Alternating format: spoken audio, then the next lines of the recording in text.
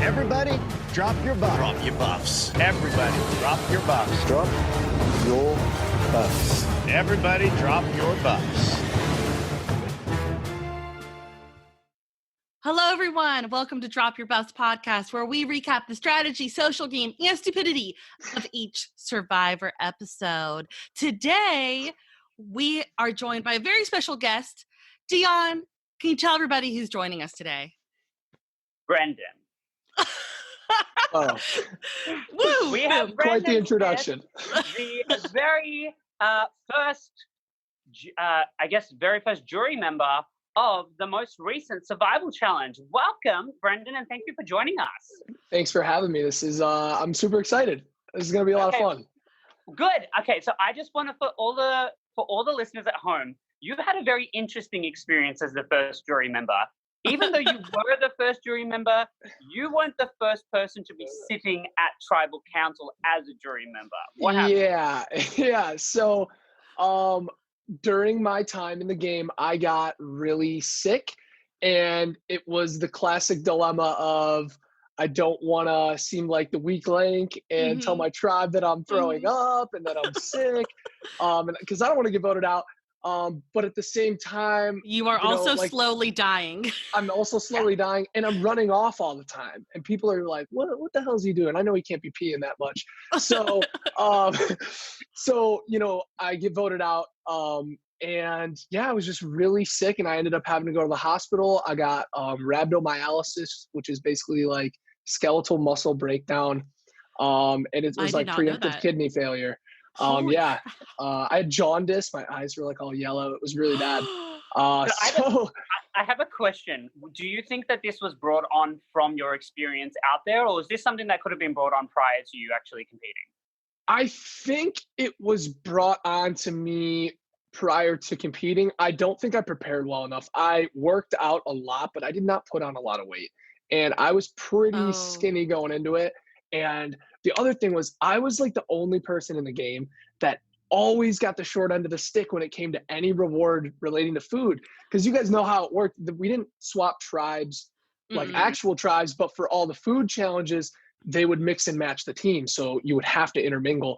And I would never come out on top of those. So I didn't realize that. I was the only person in the game who never ate. It was really weird. Yeah. That's interesting, because I think our season, watching your season, we were like, these guys are getting so much food and they're getting so many rewards, because we had very little during our season. Yeah, no, I never had anything. Right. So to hear that you didn't have that, also you were dealing with the extreme heat where we were dealing with like the rain and the cold. So you also had that, like, that's considered. So you were probably dehydrated. You didn't have any food. So it probably was affecting you twice as quickly as it would have affected us in our season. Yeah, I mean, they had that moment, like the second day where everybody was just like getting sick. I know Luke, somebody else got sick, might have been Stephanie, and they had to give out like electrolyte packets because they were like, you guys like need to just relax. I mean, like 11 challenges a day in the 95-degree heat is tough. It's tough. You hear that, everyone? Definitely took a toll. The survival challenge is tough. It's real. It's life. real. It's real. It's real shit.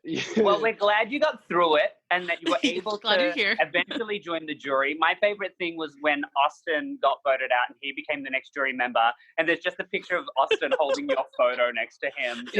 On a stick. It's so funny. It's one of my favorite things. But we're glad that you pulled through and that you're here and you can talk about this episode of Survivor Winners at War.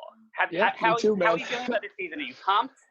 Oh, it is already so legendary. So many great moments. And, they're really staying away from the game changers, gameplay.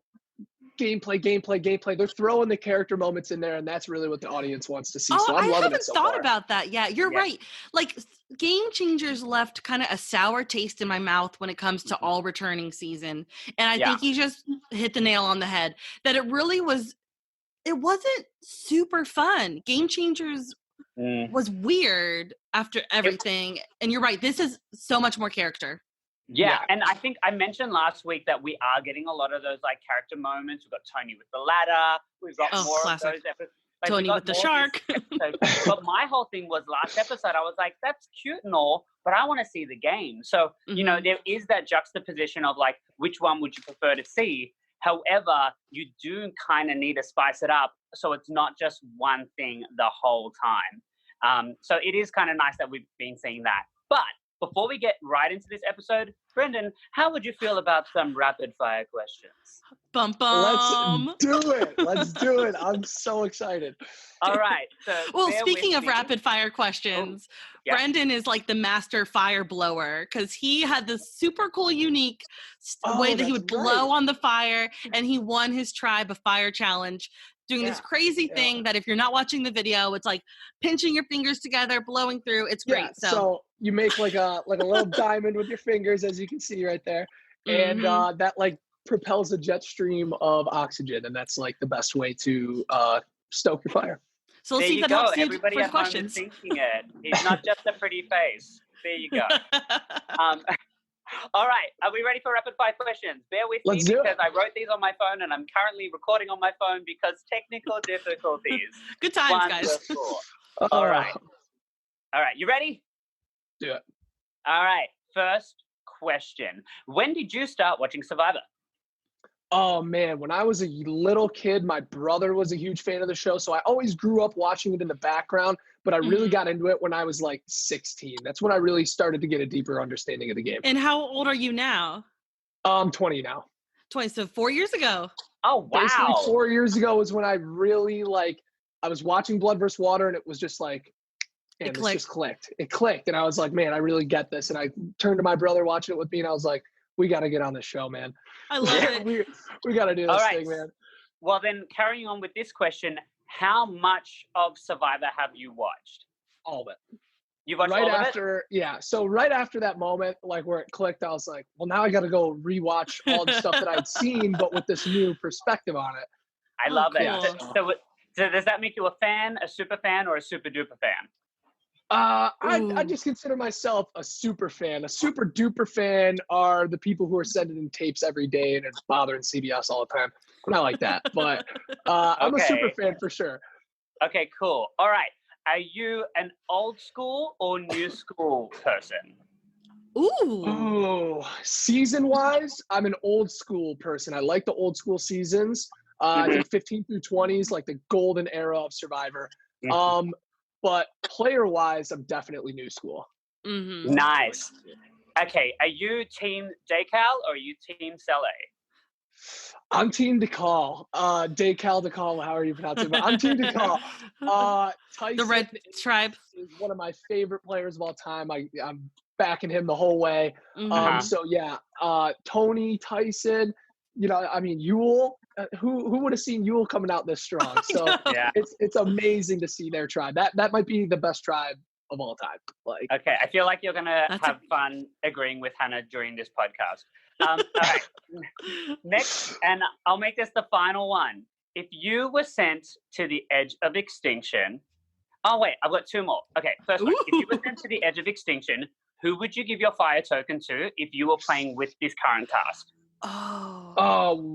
What tribe do I start on? Is that a fair question? It doesn't matter because you can give it to anyone. Oh man, okay. I'd probably good question. I'd probably give it to like Adam. Okay. I saw that coming. Because I think like just from like an outsider perspective, if you were on the season, Adam is somebody who the cast is gonna view as like a little bit more naive. And I don't know, I feel like the people that are playing with him sort of expected him to go early. I'm not sure if he's going to go early, but I feel like he's one of like the obvious like early boots when just looking at like the cast. So like for him to have more fire tokens, then it'd just be like fun for him to give away two. Like that'd be funny for me. All right. But yeah, no, I don't know. Really just no caution to the wind on that one. I don't really have that's fine. I mean, I don't know who I'd pick. But all right, you get sent to the edge of extinction. You turn up. Who would you hope to find there to spend your time on edge of extinction? Djon or Hannah? Djon or Hannah? Oh no, this is going to set up our podcast very. One of you two, I could get to quit easier. I'm just trying to think of man. Probably you, Dion. I feel like I can get you to quit pretty easy. Really? We'll Yeah. see. I think that there are pros and cons for both of us, and we would love to spend. Could you imagine the three of us on the edge of extinction? We'd get nothing done, but everything done. Wow, that's quite the I statement. mean, I hope I never have to go through that. I don't know. I'm kind of intrigued by the whole thing, and that's all for rapid fire questions. But I'm intrigued by the whole Edge of Extinction this season because are you noticing that they're getting more screen time than like half of the people still in the game? I know, like Natalie had a ton of airtime, and I don't think Nick or Kim had a single moment this episode. No, right? Wendell didn't either. Wendell was Natalie's winners edit confirmed. Hey, I think Edge of Extinction would be amazing. I think it's a great twist, but if they just cut it at the merge, let's just hope. the one person, or maybe two people at the merge. If they want to bring back two people, let two people come in. I think what they said in an interview, and I think it was Jeff that brought it up. It's that you want to have something that gets its final hurrah in the final episode. If you cut it halfway through the season, then it's done halfway through and you don't really have anything to kind of like pitch the season towards for the final episode. So I think that's their whole take on it. However, I do agree that coming in at the merge is a much more even keeled kind of like playing field. But I understand the logistics of it, but I don't know, like maybe there's a different something that you can happen in the final episode.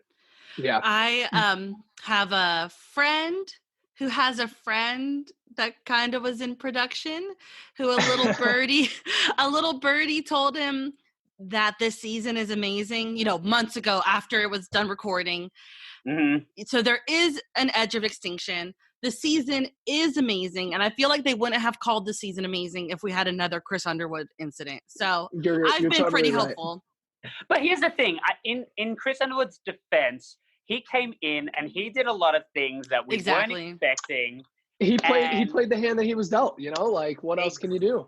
Exactly. Yeah. So and to his credit, for those couple days that he did come back for, he played his ass off. He did everything he was supposed to do. Yeah, I don't begrudge him, No. And I think he's a really nice guy. Yeah. And we all look at it as like, but he came back for a couple days. I know. But it's kind of like, you know what? When you're on the edge, you're also still part of the game. And we're discovering that a lot this season. Do you mind if we just kind of get the Edge of Extinction out of the way, just like at the start of this? That way we can talk about the tribes that are still in the game. Absolutely. Yeah, while we're here. Yeah, so we kind of go in, and the first thing we see is we've got those like rolled up scrolls, and there's 3 of them, and they're wrapped with those shells.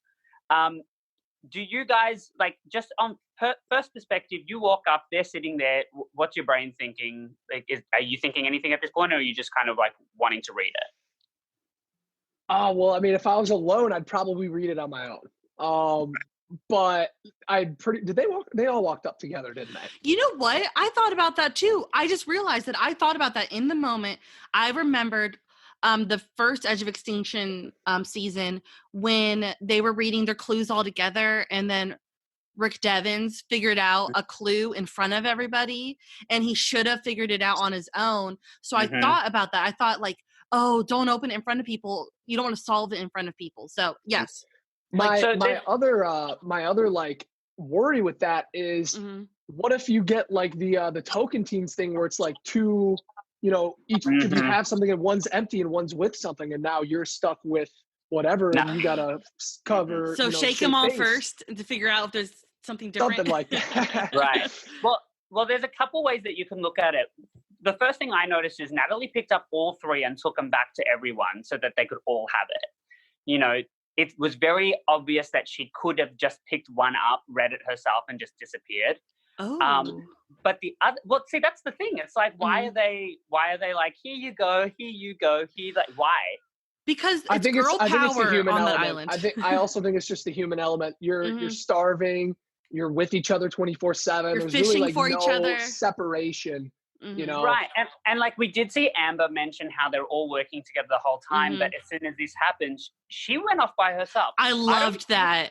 But I don't think Amber would have picked them all up. I think she would have just taken hers and gone for it. Okay, speaking of Amber, so when they're solving this clue thing, I had this like dichotomy of wanting Amber to solve the puzzle and figure it out, but also I don't want Boston Rob to get the advantage. Sorry to everybody who loves Boston Rob, but I didn't want him to get the advantage. So it's like, I want Amber to get it, but I don't want Boston Rob to get it. And you guys know I love Natalie. I love Natalie so much.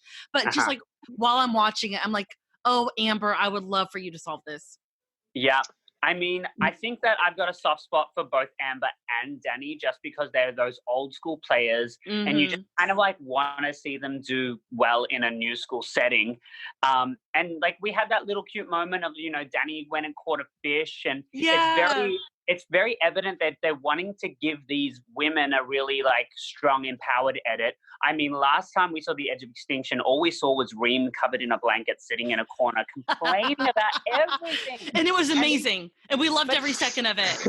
But the thing is, this season, every time we talk to these women, they're just kind of like, I'm still in it. I've still got it. I've got this, blah, blah. Like, it's such a completely different Do you think that has anything to do with the fact that they're all winners and that's just how they're all coming across? Oh, I mean, because Reem is obviously not going to compose herself the same way that a winner is going to. Somebody who's been through this game 39 days and understands what it takes to starve and go through all that stuff. I don't know. It's just a point, but.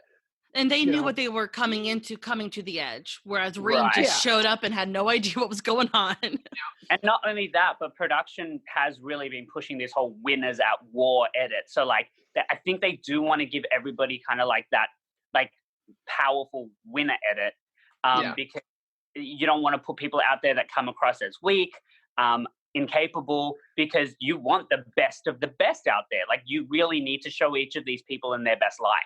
So I love Danny in her first season. Hannah, this is just going back to what you said.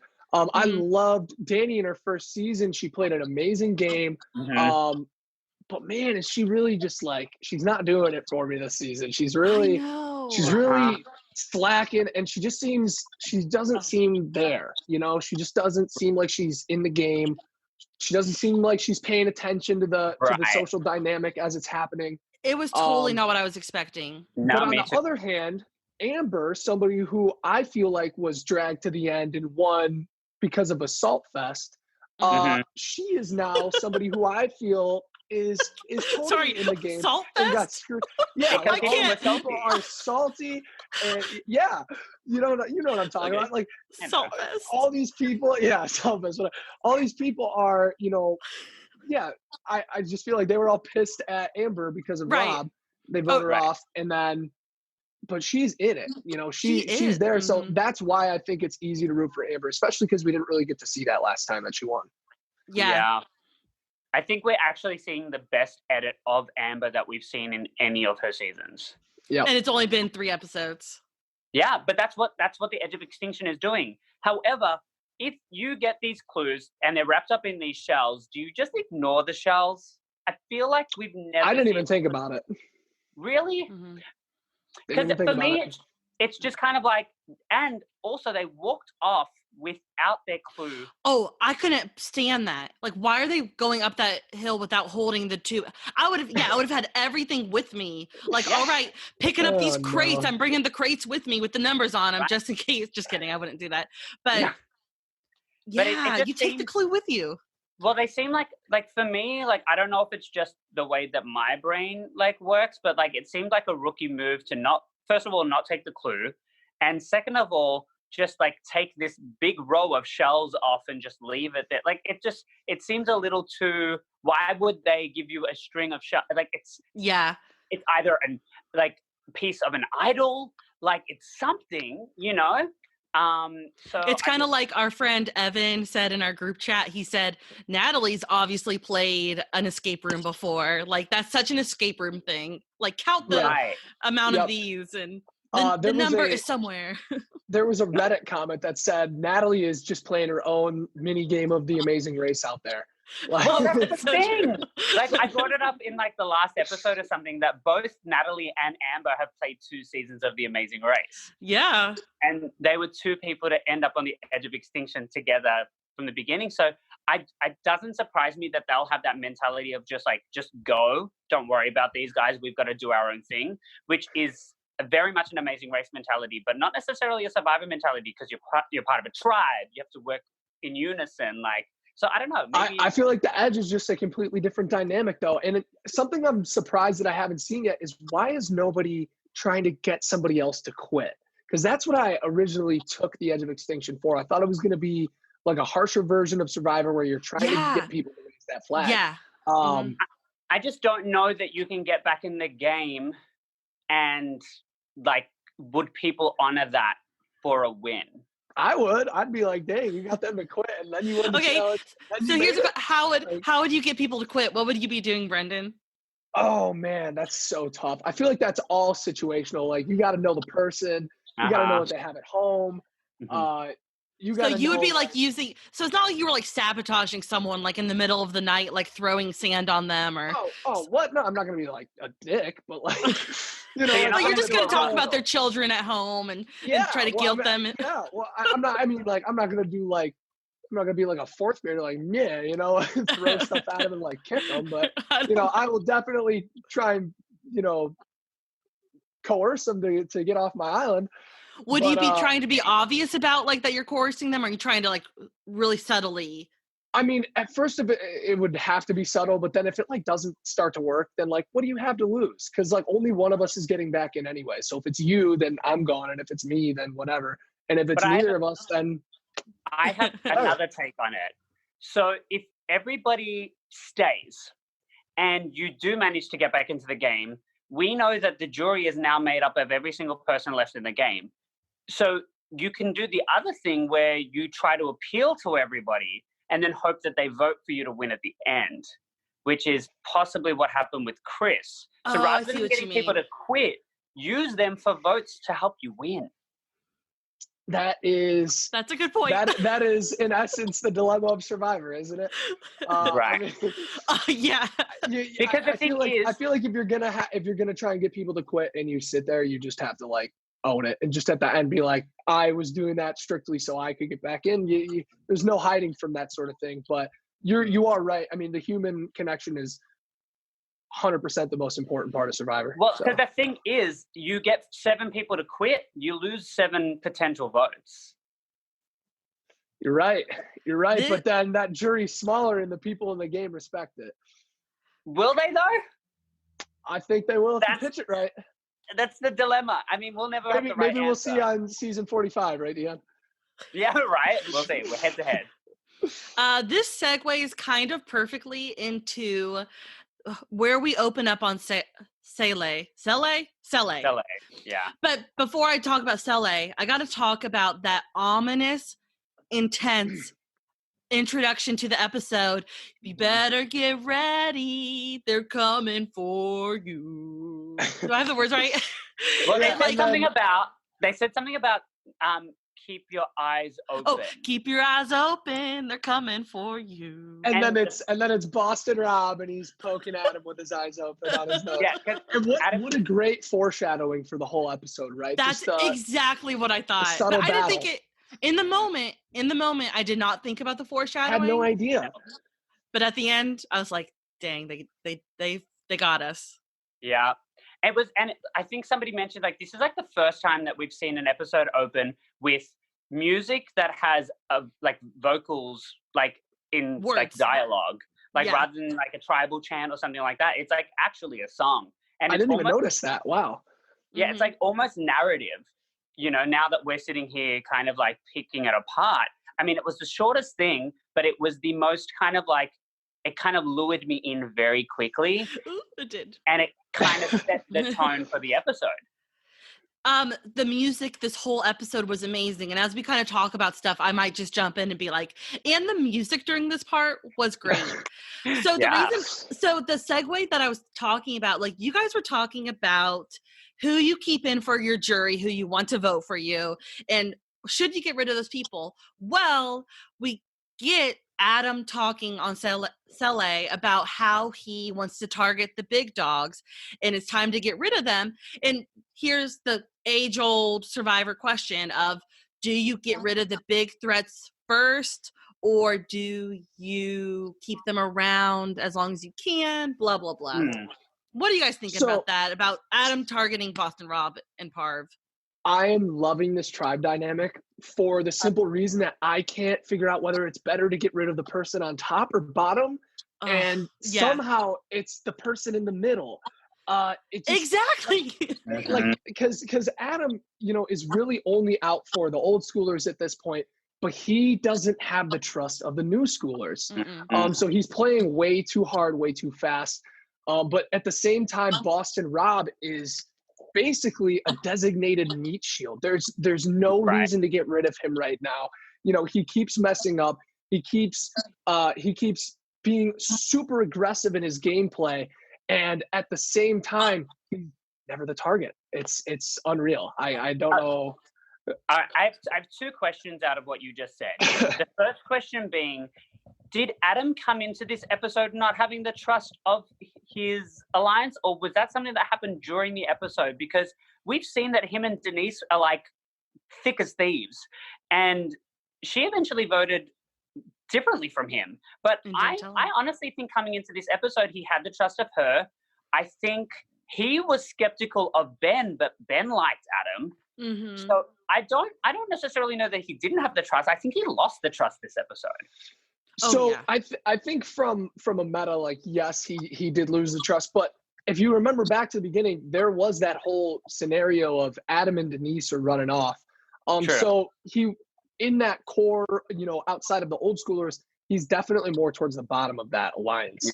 And I just really think that this episode, like you said, he really cemented that, and I don't think any of them trust him anymore. Which is funny because this is no different to the game he played last time. He was in the bottom of his numbers and he flipped and he tried to work with different people. And look, it got him to the end that time. But, he says all the time, like he was saying about Boston Rob, he goes, this is not Redemption Island. This is Winners at War, which I think was a really interesting take because people like Rob and Kim, and even to a degree, Yule, they used a group of people to get themselves to the end. And this is not a group of people that you can use. You have to work with them. And I think that's what's working against Rob this time around, because he is very much like a dictator. I mean, it's no surprise. What Rob says he believes is truth and the best option. He goes into every challenge being the biggest, most, I'm going to put my hand up for everything. He put his hand up not only for the ball on the rope, but to do the puzzle as well. And they're like two of the only things that people can do individually. And he put his hand up for both of them. It's hero rolling it hard. Yeah. Right. So I'm like, he's really kind of just trying to put himself in a position where he can call the shots. And if he loses, it's on him. He doesn't have to rely on anybody else, which is a bit, in my opinion, a bit of a control freak. That sums up Boston Rob pretty perfectly. Control freak. Right. But at the same time, that's amazing to keep around because if he's just going to keep barking orders at you, it's super easy to agree and go run off and make your own plans. Because usually that's the person that is the easy person to target later on. And we've seen it happen so many times where that person goes home. I mean, it kind of was the reason he went out his first season. It's just like, he was a bit overbearing, a bit too much for people. And they were just kind of like, we eventually have to get rid of this guy. So I'm wondering if his game has come full circle and if he actually has something to learn from the new schoolers that he's kind of trying to deny. But I really think that he has to take a step back. He has to eat some humble pie. I think so. That's a really good take, Dion. I didn't even think of that. Well, it's a new take because everybody just sees him as this like huge strategic game player. But the thing is, he's not in the numbers, and why are you calling the shots? It's very interesting for me. I know. I love how he's in a minority alliance, but he's calling the shots. Well, I think it's just his mentality of like, these guys are so much younger and I know the game so much better that what I'm thinking is the best thing to do right now. And these people will agree with me. And I just think that that's how he's wired and that's how he's going to move forward. But what I'm curious about is we see a very similar edit from Parvati, which is, these people are idiots and blah, blah, blah, and you don't come and tell me and all this kind of stuff. Uh-huh. But we don't see them appealing to the other side of the camp. We kind of see them waiting for the other side of the camp to come to them, which crazily enough has been happening, but not. Well, I think Parvati is in such a tough spot. I mean, she is probably more than anybody, somebody who has no options. I mean, her options are anybody comes up to me. Yeah, and that's something that she noted. She has no options. But the one thing that Parvati does have going for her is that she did get that fire token from Ethan. Oh, yes. I forgot about that. Well, let's take a step back. We saw very early on in this episode, we saw the footage of Denise talking about how she received a fire token from Danny. Mm-hmm. How did we? By the way, the music during that was pretty epic. It was like this, boop, boop, boop music going on, and it was great. Okay, continue. And we also had it mentioned that Adam had given her the other half of the idol prior to Tribal Council. So when all of the bags were being flipped over, she had the complete idol on her, which is why Adam was just very happily emptying his bag. He didn't have the idol anymore. Yeah, it was all she was in hiding his it. bag, and that's why the camera she's holding it. Oh, yeah, so great. And so, kudos to her. I mean, that hasn't 100%. sounded like there was any murmuring of what's going on. And I think she had a really interesting edit this episode because she kind of was everywhere. She wasn't the main person, but she was being informed about Adam going and telling the other side about the plans. Yes, she was the one at the start who was getting a fire token. She did get a lot of footage this episode, but not enough for people to be like, we saw so much of her, but enough to be like, she knows she's in it. Everything. Yeah. Yeah, I don't think we literally saw Adam tell Denise that he was gonna tell Boston Rob, did we? But No. I think that from when I watched it for the second time, it really felt like that conversation he was having with her, it felt like they just took out the part where he tells Denise that he's gonna go tell Boston Rob. Because what he says to her, it sounds exactly like I'm about to go tell Boston Rob. He says, it's super risky. I know, but I know he trusts me. Boston Rob really trusts me, and he'll be so glad it's not him. And so I think that he was telling Denise, but we didn't literally see it, but I was connecting the dots. I think Adam told Denise right away that he's So I have a question for you guys. Yeah. Okay. Do you guys think Denise is sitting prettiest in this game right now? I wouldn't say prettiest. I mean, she has an idol. She has 2 fire tokens. She's a pillar of information from Adam. And, Adam is running around this island like a chicken with his head cut off. So, I mean, is she sitting? I mean, she doesn't seem like she's in the hot seat anytime soon. It seems like I could see Boston Rob, Parvati, Ben. Before her. And Jeremy possibly going before her. This is just like her first season. Exactly. Yeah. And I mean, something that I mentioned to a friend the other day is we were looking at the strongest people in each tribe. And I said that there was a final 3 in each tribe that I can see. Right now, I can see a final 3 of Yul, Sophie, and Sandra on that side. Wait, and Sandra? Yul, Sophie? That, not Wendell or Nick? Whoa. No, Wow. because I think that they would get rid of Wendell and Nick as potential winners. I don't think that Sandra can win against Sophie and Yul, and I think that they'll use that against her. I think if Sandra gets to the end, there is not a question who wins. Really? You think she beat Yul? If Sandra gets to the end, Djon, she literally says, I am sitting here for a 3rd time. Yeah. And you guys she won on 2 separate occasions, both with not winners in the season.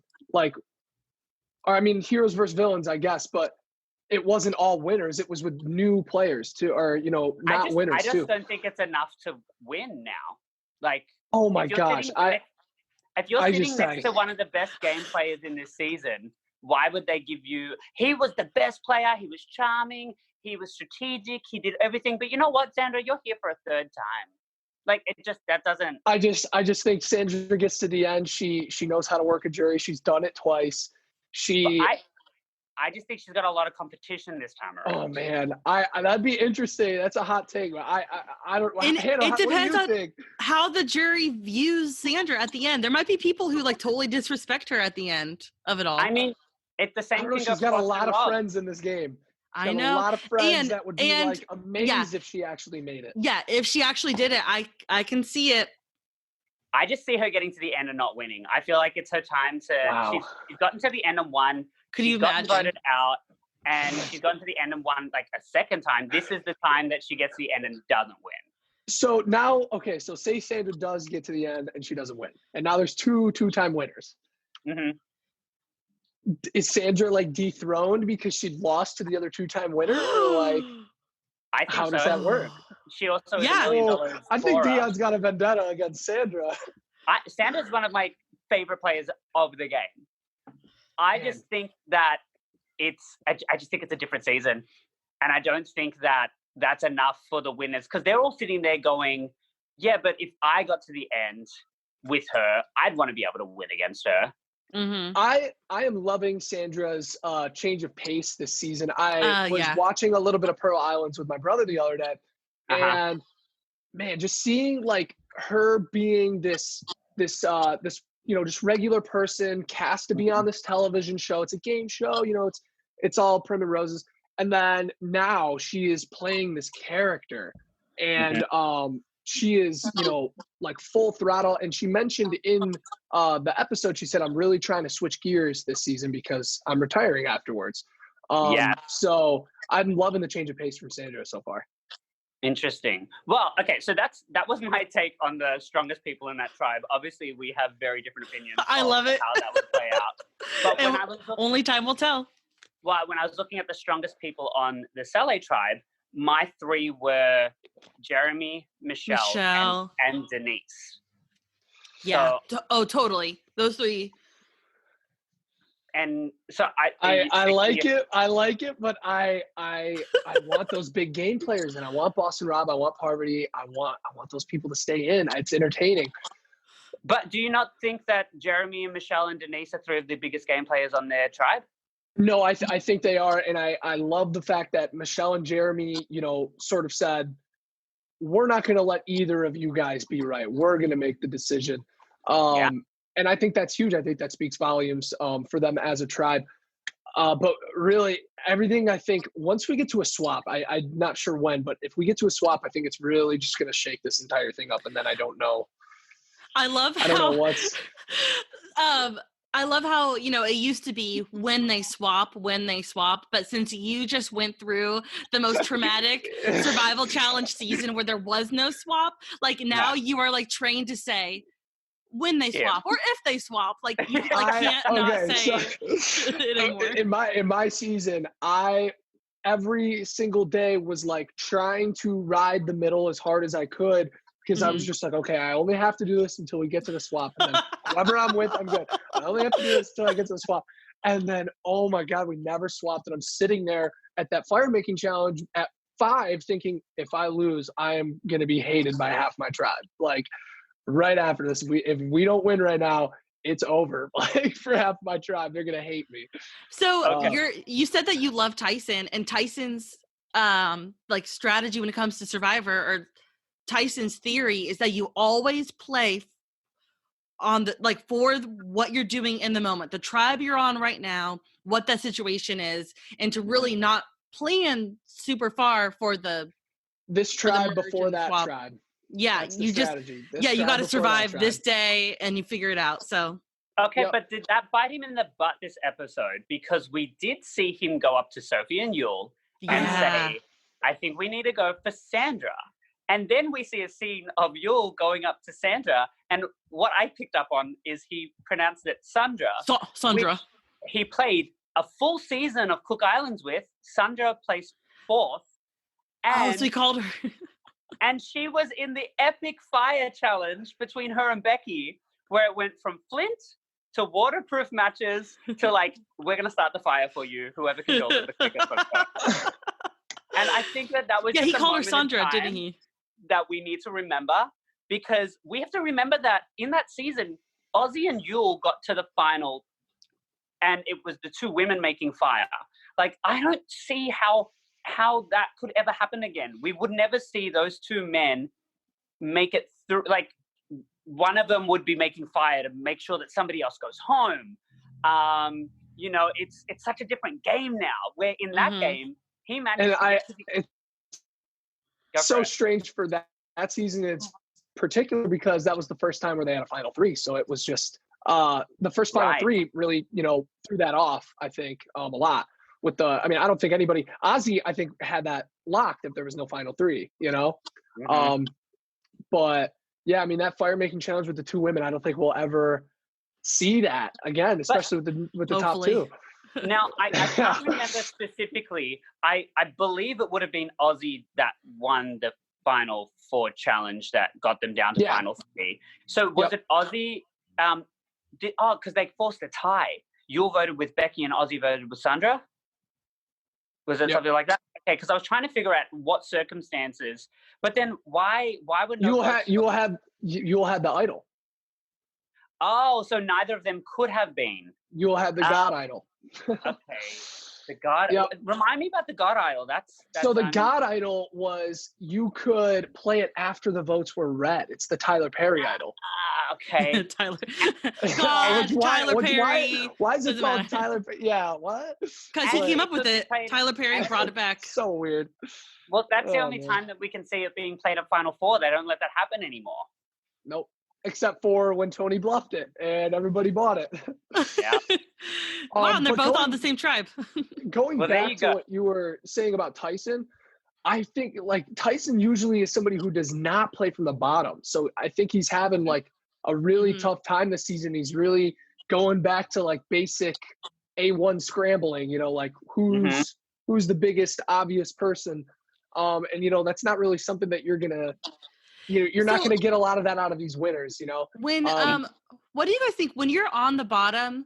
I thought that if you're playing from the bottom, that you just try to get in real good with people and like try to say like, don't vote me out, don't vote me out. I didn't think that it was good to oust people. What do you guys think? But I totally that's my game plan 100% is I want to get in as good and as comfortable with you as you can or as I can. And then as soon as you give me like a little bit, I'm turning around and going to the people that you're with and I'm spewing and you're out. That's what I want. Right. When I'm on the bottom. You're going to use their information against them. You got to be chaotic. There's no other way to do it because if you're just passive about it, then people aren't going to be afraid. Like Boston Rob, when he's on the bottom, you know, he runs up to Michelle and Jeremy and he's like, I know what the plan is. You know, he's all aggressive. Yeah. He's like, you guys need to stop lying to me.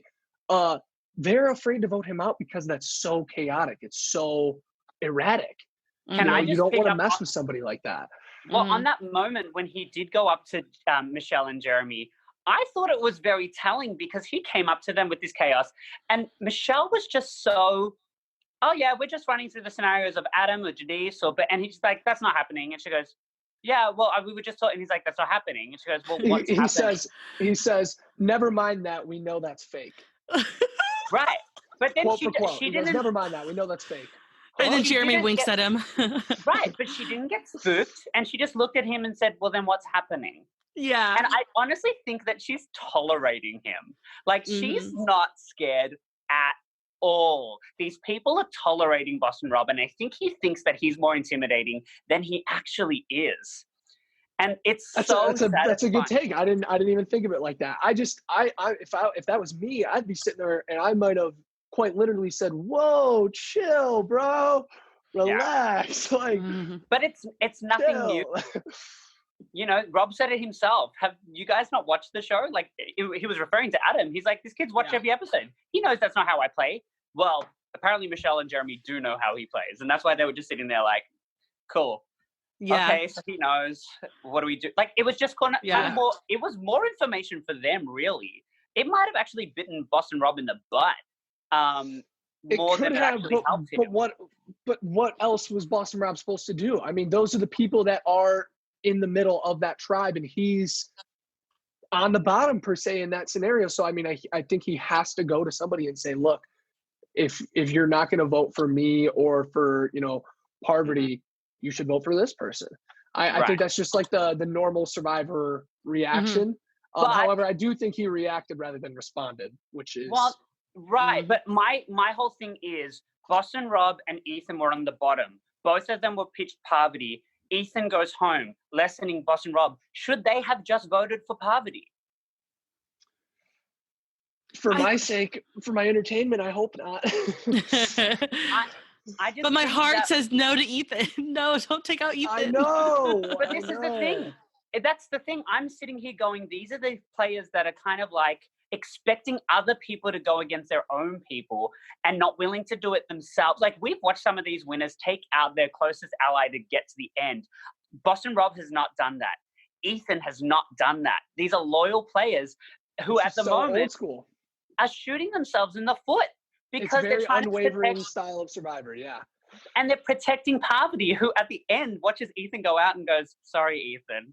Like, Parvati's also the person who's played with a group of, the Black Widows and stuff like that. Like, she's calling the shots. I just think that they're kind of being outplayed right now because they're being too strong-headed, and there is the opportunity for them to get further. And I don't know that they're taking it. And it was really poetic because Ethan was the person who said, I need to get through this one.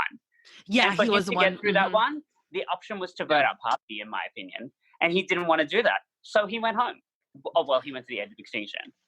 And I think that's just a testament to their old school nature. There's not really much that you can change about that. I mean, Boston Rob has shown that he can backstab. Look at his All-Stars game, but when he locks down with one or two people, that's it. And I don't think that that's a bad way to play Survivor. I think finding that one person is a great way to help yourself get to the end. I absolutely understand and I agree, but he wasn't in a position to be loyal. Yeah. You know, and I think that's what we're seeing right now. People are trying to play the winner's edit, but they're not going to get to the end. So it's like, I feel like we're going to see somebody get to the end making some really questionable choices and they're going to be awarded for it because it's so different. And I think that's what the game that Adam's trying to play. I see what Adam's saying. I hear what he's saying. And you're doing it too early, I know. I want him to succeed. I said last episode, I want him to take down Boston Rob, but then he's also saying, I want Boston Rob to be close. I'm like, you can't have it both ways. You can't have your cake and eat it too. But that's what he said in his confessional. He said, I know everybody at home is shouting at me that this is impossible. And then he goes, but is it? And I have like the hot take that I am, it blew up in his face and it is Boston Rob, but I am totally fine with the strategy of filling in as many people as you personally can about the plan, even though Parvati told us that it's the cardinal rule to not tell people the plan. But I see what Adam is doing and I get it. You want to keep people close. You don't want to blindside people that you want to work with if you're getting ready for a swap even. Like, I'm cool with it. And yeah, everybody is so mad at Adam and like, dude, what are you thinking? It's a great strategy, but you have to know your audience. You have to know who you're pitching that to. Not to like Boston Rob, Parvati, Ethan, it's just not the crowd that's going to work on. Well, I know. I was just going to say, the thing is, he went up to Boston Rob, he went up to Ethan, he told them the plan, and then Ethan's the one that goes, like, did anything that Adam do actually, like... Yes, because Adam voted for Parvati, and what happened, the other four, they pulled a one-up on the 3 and the 1, and they voted 4 against Ethan. So, Adam was in the dark. All of the old schoolers were in the dark. Yeah. It was really the rest of the tribe that made the decision. Here's 2 things. Tell me. Doing this. Okay, here's the solution for Adam. 2 things. Okay. 1, he could fill in these people right before the vote, even though they might try to blow up tribal. But he could try, if he thinks that he could hold down the fort during tribal, he could fill them in real quick beforehand so they don't have time to go scheme and figure out something else. That's one thought.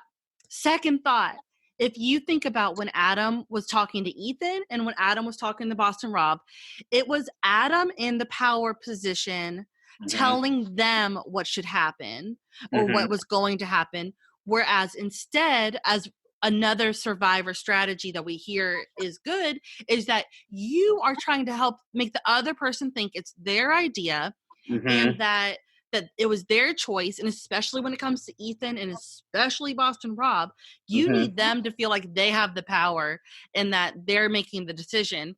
Now that's harder to do, but yeah, how do you get Boston Rob to suggest exactly but and it's also like he's what, like 25 years old, 20, no he's not, he's probably my age, 20, like he's probably like 28 or something, and he's going up to like guys in their late 40s and telling them what to do. They don't like that. They don't want to listen to what he has to say.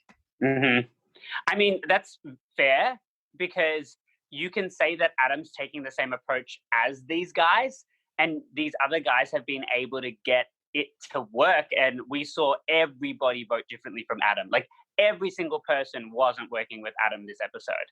And so that's going to be, I mean, he definitely got the humble pie going on, but it's like now, does it actually put him in a good position? Because he's not threatening because no one's working with him.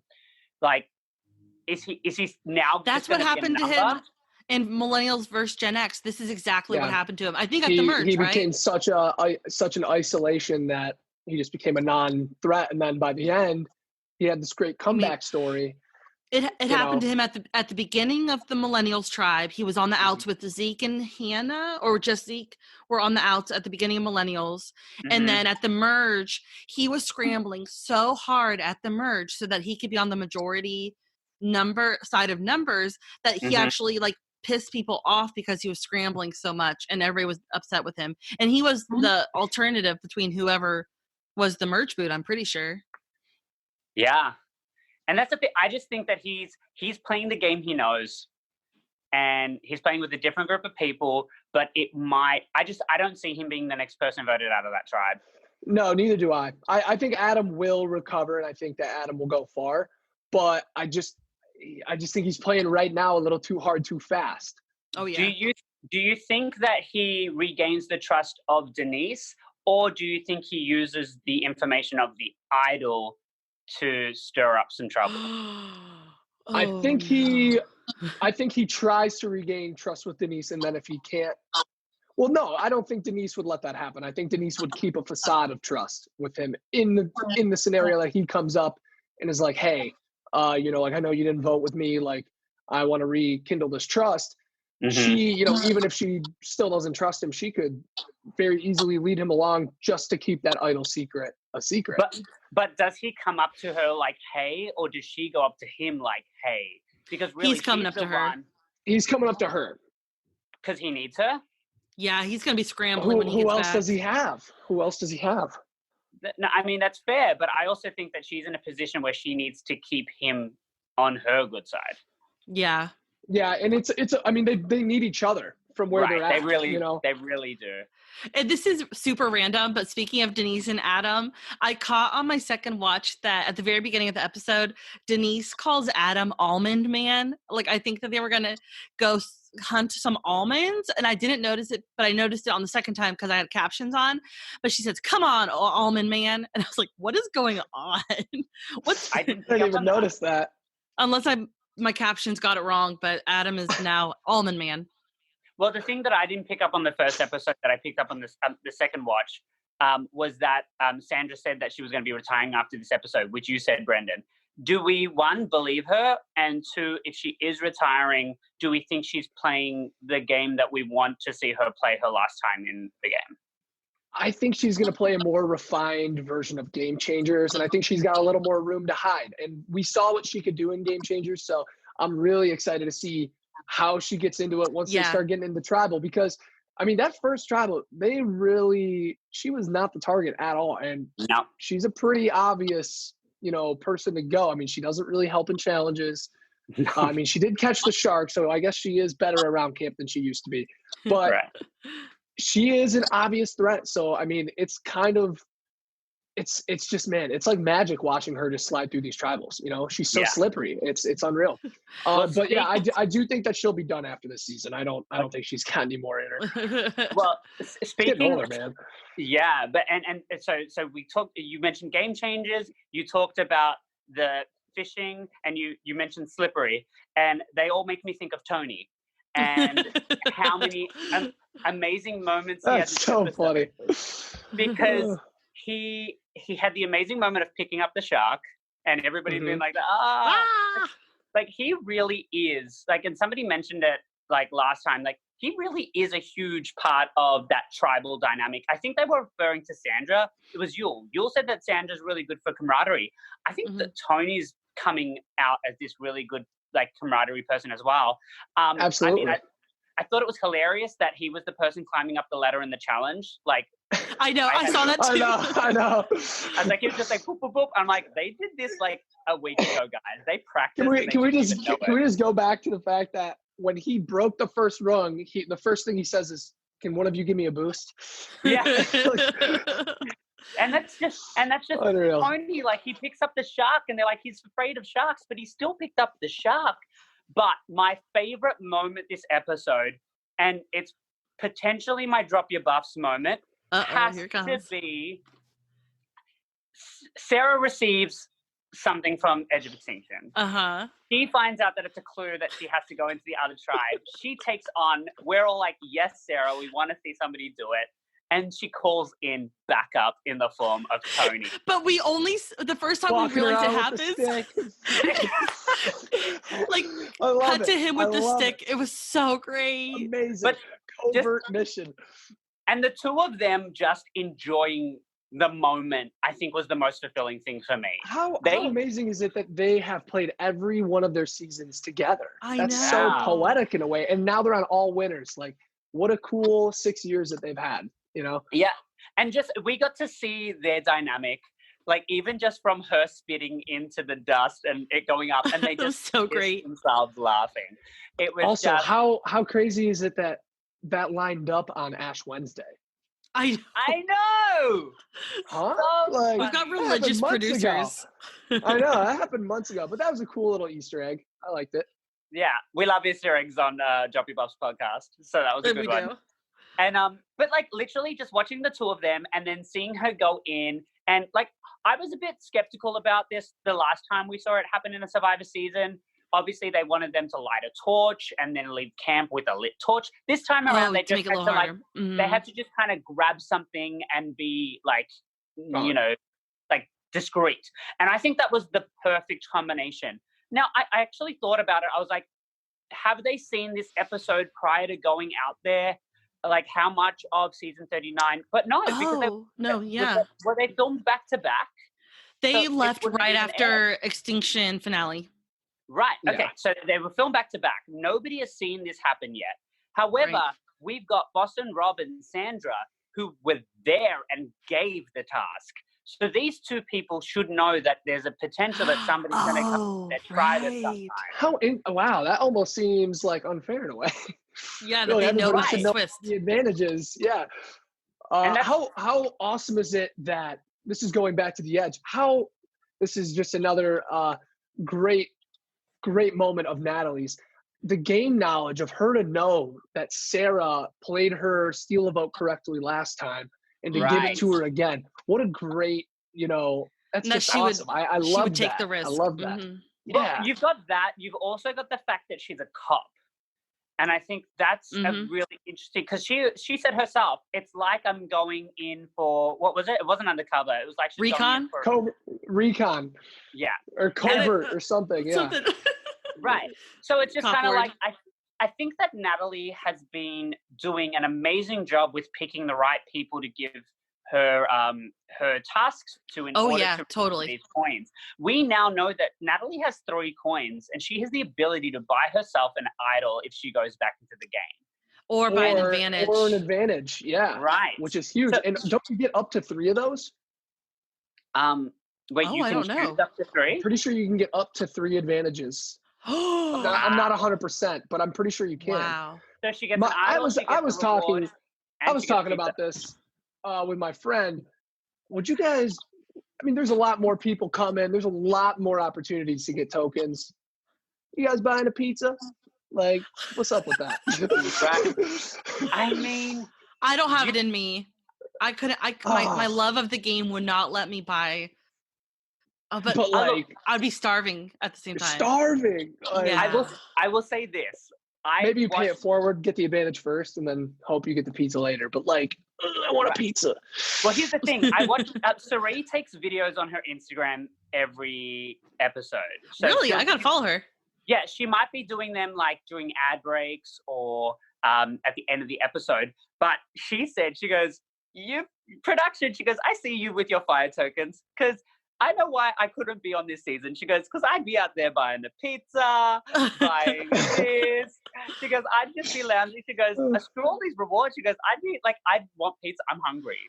And I just thought that's so funny from like a 4-time player to say, I'm buying a pizza. She goes, I would be terrible in a fire token season. She's like, hopefully it's not a Survivor pizza because those are like, so bad. Apparently they're awful.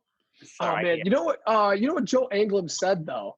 He said that after he played Survivor, he could not go back to the real world and like eat normal people food. That like his diet, he had to like completely change his diet. And I'm curious if that like scales across most of the people that go far into this game or like are starving on edge.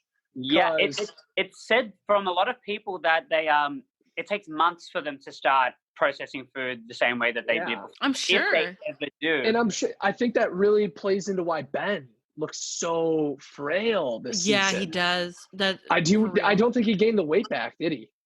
But he looks more chipper. I get more of a young demeanor from him. Yeah. You know? And if anything, I think that he's gotten a few more years back because his first time out there, he was a little more like rigid, you know, coming out there as this army dude. You know, obviously they talked about his PTSD. And, you know, having, like, he hasn't really delved into that this time around. He seems a little lighter. And he seems like, sure, he's paranoid, which you brought up at Tribal Council that time, but he doesn't seem tormented the way that he was the first time around. And I'm glad they're not giving him the same edit they did last time. I think his edit the first time was appropriate, but I also think to like really just continue to drive that in. It's sort of like Sandra when she continually says the queen stays queen.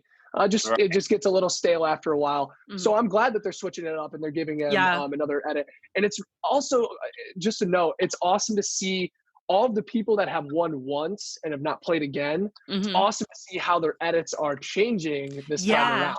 Yeah, especially Ben being one of them. His edit is so fun. I like Ben this time, and I'm kind of like I love him confused by it. I know. I'm also confused by Tyson because Djon is resisting the love of Tyson. Come on. I'm resisting the love of a lot of these people. I mean, I saw nothing of him this time around, so I can't fall for that. For what it's worth, Tyson is having an awesome portrayal, which I can't really wrap my head around.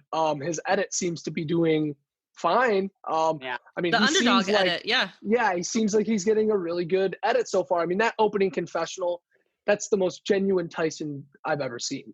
You know? Oh, where he cried about his daughter. Oh, yeah, like that's amazing. I don't think they would put that in just to snub him super early. So I have high hopes for Tyson. And I think that's a sentiment because like a lot of the times his confessionals were always like a hot take on why he didn't like so-and-so and what he thought was stupid about other person. I mean, his version this time was talking about a ladder contract. Like, you know, like it's not, they're not mean-spirited. They're just kind of like, this guy's crazy. Like, or he's talking about how he is the target and how everybody wants him out. And he's a little more relatable. It was super, oh man, it hurt my heart to see him go up to Yul and give this good pitch. Just to see Yul consider it, and then in the next scene, just turn around and tell Sandra. Because man, how many times have we seen that with Sandra, where she's just talking to somebody and they're just spilling. Okay, there's one thing that Yul hates, and it's the Poker Alliance. We will not see Yul work with anybody who was at that poker game. Apparently, no. We did see a great scene. for the next time on Survivor, which was Uh-huh. Tyson sitting down with the people. I think it was Sandra and who else? Tony. And he said, we have to stick together, the people with connections. And I think that is the exact angle that Tyson he needs to work. Is so smart. He's so smart. But that was the thing that made me really bank on Tyson, like put my money on Tyson, was he's had 10 years now of Rob Has a Podcast experience. Of every single week he's on that podcast, he's talking about Survivor, and he's analyzing with Rob, who's one of the smartest people, you know, to ever. And he's gotten into poker. Or he's really gotten into poker too. Yeah, and he's really gotten into poker. So, you know, he has that like game mode mentality, like always on. And so I think like that knowledge is really going to help him. But man, he's really struggling playing from the bottom because he's never really had to experience this. Nope. So I'm really excited with the gameplay that we're seeing. Like, yes, we're seeing a lot of social dynamics, but like we saw a lot of the DeKalb tribe in the start of this episode. Like, for a tribe that hasn't been to tribal council very much and continued not to go to tribal council this episode, we saw a lot of their tribe, which I think is a sentiment to the people on the tribe and the social connections they're making, their strategy that they're discussing, even though it's, you know, so many times we'll see an episode where we don't see a tribe at all, but that's because they didn't go to tribal. But there's still stuff going on. There's still dynamics we need to dissect. And I'm intrigued because it's like, will they ever go to tribal? We don't know. Will they ever go to tribal together? That's the question. Will they ever swap? Will they ever swap? And will Denise ever win another immunity? Or is she destined to only ever win one immunity? And evade tribal council on one occasion in her whole Survivor career of 2 seasons. I know she's man, she's gonna have a lot of opportunities to play that idol if it keeps up this way. So speaking of Yul, losing, though, do you guys think that Yul is playing the best on DeKalb right now? Yes, absolutely. Here's my thing. I think we're getting. Sure he's playing the best. We are getting. We're always getting content from Yul. We're getting a lot of great content. And so the question is, are we getting this great content because he's going to be merged? Boo. Or are we getting this great content because he's the winner kind of thing? You know what I mean? You just kind of have that in the back of your thought. Sometimes we get this great content and they're voted out quickly out of nowhere. Yeah. Yep. The producers and I really hope it's not that. And I know, me either. I think it's worth noting, you know, going into the season, lots of people had the presumption that the people with connections were going to band together and really rule this game. And the other people that have been disconnected from the Survivor community are not going to really have a chance. But I think Yul is really standing his ground. He's really holding his own. I think it's been really cool to see him come back. Did you guys, I don't know if this is a true fact or not. Confirm this if you know it's true. But I heard that Yul has denied coming back on Survivor multiple times because his job would make him more money in the time that he would be working, like than winning again, than winning again, like going out and playing again. Like he would make more money just working. Well, I do know that he was like really big in like Facebook world, right? Yeah. And then I think now he works for Google, maybe. Jeez. That's insane to me. Maybe this is just him getting some more followers. Right? Yeah, he's really active on social media. Money, you know. And you guys know that this time it is 2 million. So maybe it's just enough for him to maybe get some extra money. And he said that he is going to donate his winnings to Alzheimer's research to benefit Jonathan Penner's wife has Alzheimer's. Yeah, so Yul has said it. I mean, she has MS, right? Oh, do I have that wrong? Oops, sorry. She has MS, I'm pretty sure. Yeah. Wrong one. Sorry, guys. But yeah, so he said in interviews beforehand that and this is when he still thought that the winnings were 1 million. Right. And so so maybe he'll pocket the other million. and he's like challenging CBS to match his donation too. So let's hope some good comes out of this. Okay. So that has to do with like he doesn't need the money. Yeah, that's great. What I was going to say is, so we've talked about a lot of the dynamics. We've talked about the idol on the Saleh tribe. We haven't mentioned the idol on the DeKalb tribe. it's potentially still in two pieces. We don't know if it's half, together yet. Yeah. Right. Sophie is the other half. There was no mention of it this episode. I really And think Sandra's idol, is that good until next tribal, or did it just when go she goes away? to tribal 3 times? We still don't know yet. Because remember Okay. last season, Kelly, it was the 3rd time she went to tribal council. Okay. Well then, yeah, Sandra's got one in her pocket too. I forgot about Sandra's idol, so thank you for reminding me. So, all right, I think we recapped a lot this episode. There was a lot of like really topical, gritty, juicy stuff. And I think next episode's gonna everything's gonna blow up. I know, Absolutely. guys. We should I'm briefly. super Oh, excited. sorry. I cannot wait to see where things go in the case of a swap. I just said I'm super excited for where this goes, and I can't wait to see where things go in the case of a swap.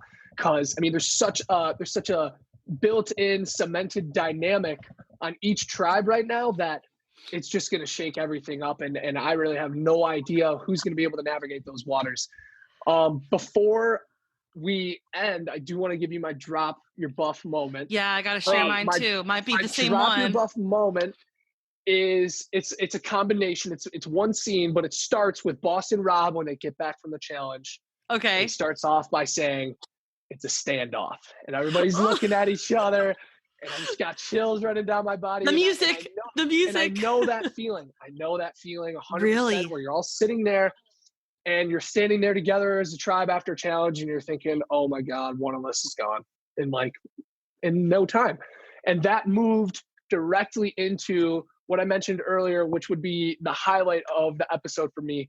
Boston Rob parading up to Natalie, or not Natalie, I'm sorry, Michelle and Jeremy, and saying, we know what's going on, we know the plan, we know you're blindsiding Parvati, and just the shocked reaction of Jeremy winking for no reason. It just seemed all very nervous, and it's just so Boston Rob. It's so aggressive, and it was just so much fun to watch. That's the type of survivor that when you're at home you want to see, but when you're out there you're scared to approach.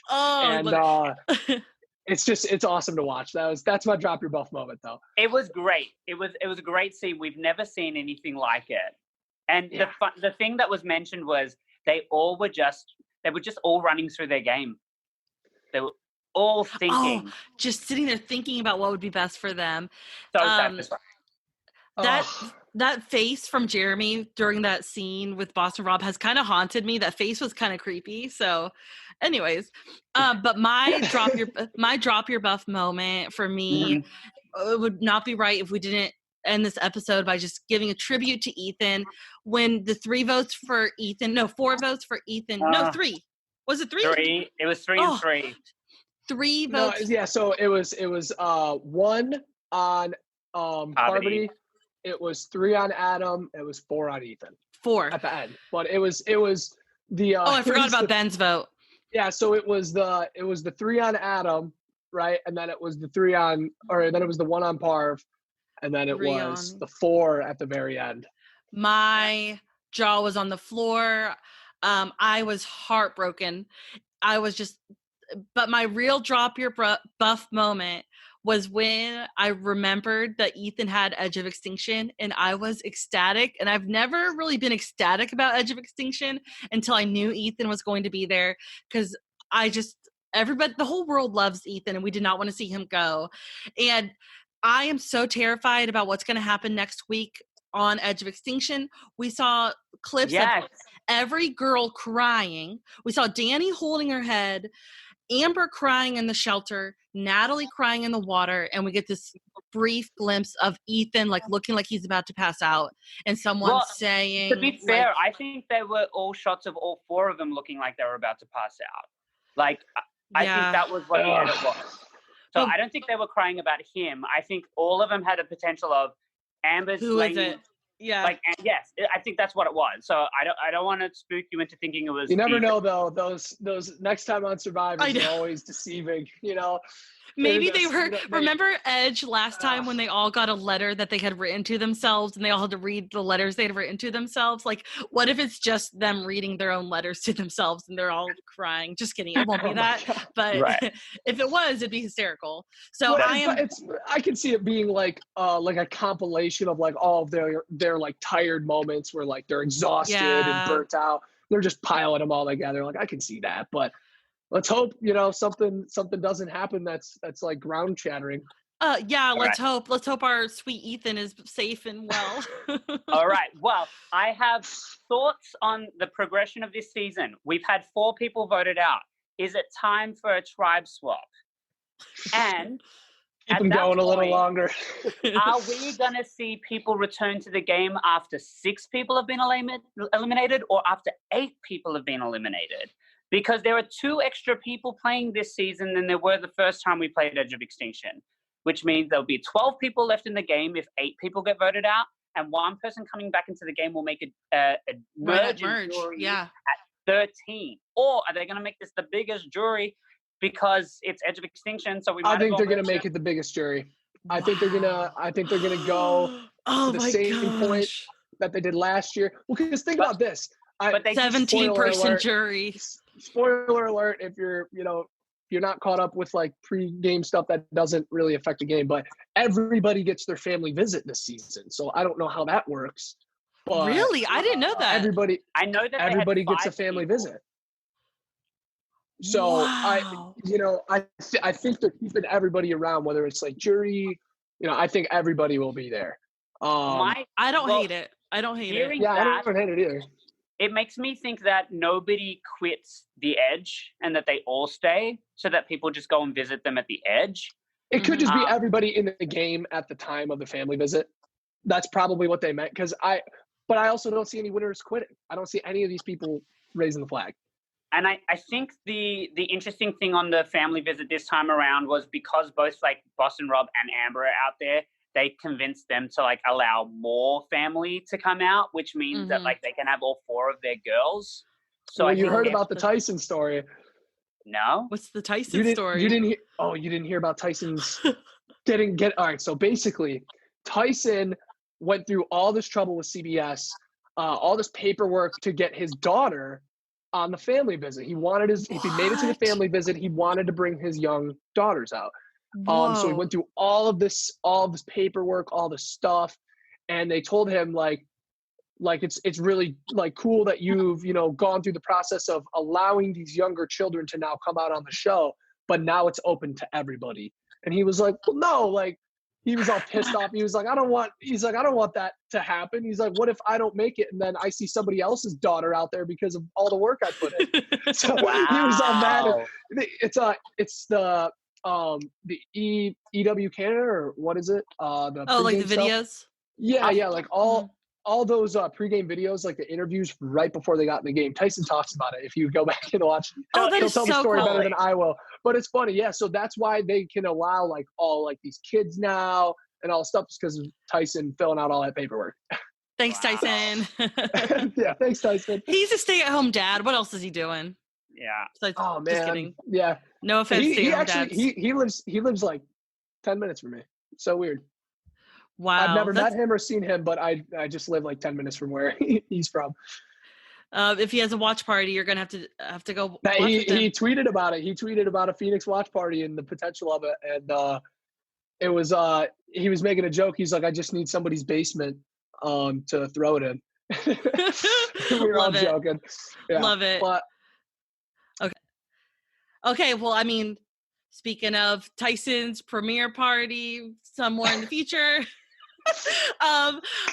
I hope you guys all will enjoy the future episode next week. Brendan, it was so much fun having you on the episode. Thank you guys so much for having me. Yes. I had a fantastic time. Good. And I just want to let everybody at home know that you made like 3 pages worth of notes on this episode. Yeah, I love this. I love this show. I love this season. As Sandra said, get on his level. Yes, this is what we love. So thank you for being a part of this. Oh, of course. Thank you guys for having me. Awesome. Absolutely fantastic. Yeah. Yeah, Hannah, I think you should cap us off. Drop all the handles. Drop the buffs. Drop the handles. All right. Our Instagram. Our Instagram handle is Drop Your Buffs Podcast. Our Twitter handle is Drop Your Buff Pod. My handle is Hannah Gillia. Dion's handle is Dion Alexander. And Brendan, do you want to drop your handle? Yes, my handle on Instagram is Smith Does the Cha Cha. Yes, you heard that correctly. And my Twitter handle is bsmith with 2 T's and 2 H's. I don't think I followed you. Give me a follow if you like listening to me rant about Survivor and other weird shit. Do you tweet? I don't even follow occasionally. You on there. Yeah, all right, I like Twitter. I'm mostly a lurker now. I used to tweet more, but I try and stay off during the season, honestly. Especially with Australian Survivor, because I've already gotten spoiled like twice. Yeah, too many spoilers. But yeah, thank you guys so much for having me. Had a great time. Yeah. Yep. Thanks everybody for listening and subscribe and rate and all those good things. We will see you next time. Bye. Bye. Everybody, drop your buffs. Drop your buffs. Everybody, drop your buffs. Drop your buffs. Everybody, drop your buffs.